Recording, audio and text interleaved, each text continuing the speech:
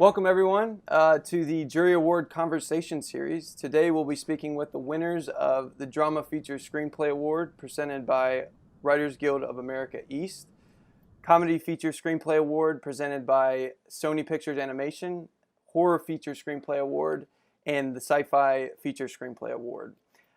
Before we hop into the conversation, I just want to briefly touch on some context. So this is the 27th year of the Austin Film Festival Script Competition. And this year we received a record number of 13,175 scripts. Out of this bunch, we had 5 respective finalists within the drama and comedy feature screenplay categories, and 3 respectively within the horror and sci-fi feature categories. Our goal each year with the competition is to help discover the next generation of writers and help all writers who engage with us hone and advance their craft. So without further ado, I'd like to go ahead and introduce our winners, in the winner of the sci-fi feature category, which is Mark Ellis, who wrote Chupacabra. Welcome in, everyone.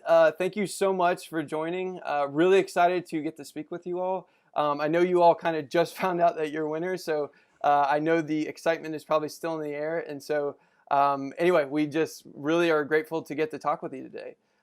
So without further ado, I'll go ahead and jump into the first question, which is we're going to kind of take it back, to down memory lane, and just kind of I'm just curious to know what sparked your interest in writing screenplays, and at what point in your journey you started to really kind of like take your writing seriously. So Mark? Awesome. Yeah. Right off the bat, would echo that sentiment. I'm just deeply, deeply honored to be among just such talented company. Feel super lucky to be in this position. I mean, like a lot of the other winners, I also wrote a lot growing up. My first story used characters from Disney's Hercules, and it was about how an Arctic fox turned white. And I kind of similar to other stories. I mean, I've done a lot of daydreaming as well, and I would stage like pretend movies with action figures as I was growing up. But I eventually, in college, I went to school for creative writing actually at the University of Houston, and then I graduated and did a bunch of random things. And I would say I'm just at the point where I'm really starting to take it more seriously. I've been skirting and trying and starting and failing a lot, and so this is like as I'm sure everyone has, but this is feels like the start of something really, really big. So couldn't be happier to be here. Well, yeah. So I guess just diving a bit deeper. I'm curious, what kind of stories kind of attract you most, and also does your inspiration typically stem from the same place, or is it like I don't know, is it across different mediums, or is it in life, or is it in media? I'm just curious where that inspiration kind of comes from. Yeah, for me, I wish that there was something more scientific about it that I could reproduce, pretty consistently. But I feel like when you're trying to be inspired, it never happens. And then when you least expect it, it strikes. But I mean, I think some reliable sources are, I mean, if you can look back at your own life and if anything interesting has happened, I mean, and similar to what Stephen was saying, you sort of imagine if it had gone slightly differently.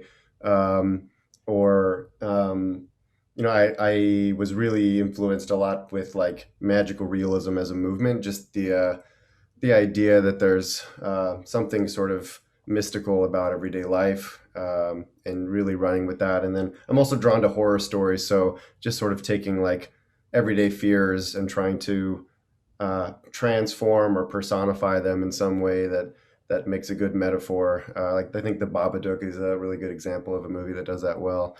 Um, Mhm. and yeah, so just life experience and synthesizing everything that you hear. I think probably most of inspiration just boils down to like, are you a good listener? Love that. That's great.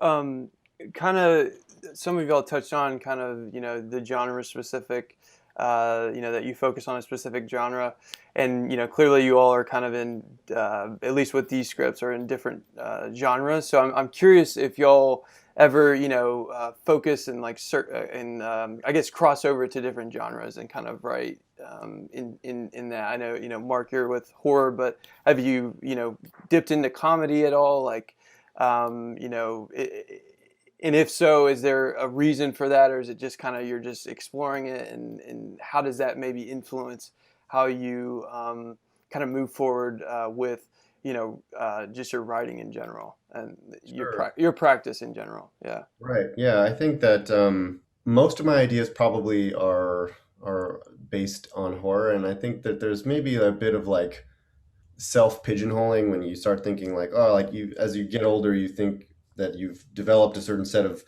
like preferences and ideas about like the world and your writing in general maybe, but so I'm drawn to horror in general, but I think it's some of my best ideas are not horror at all, and some of the ones that really resonate the most with other people when I just sort of give little snippets about what I'm thinking of working on next. A lot of what people really like aren't my horror ideas. They're, in fact, the one that I submitted for this contest is not really a horror. I mean, there might be some suspenseful moments, but I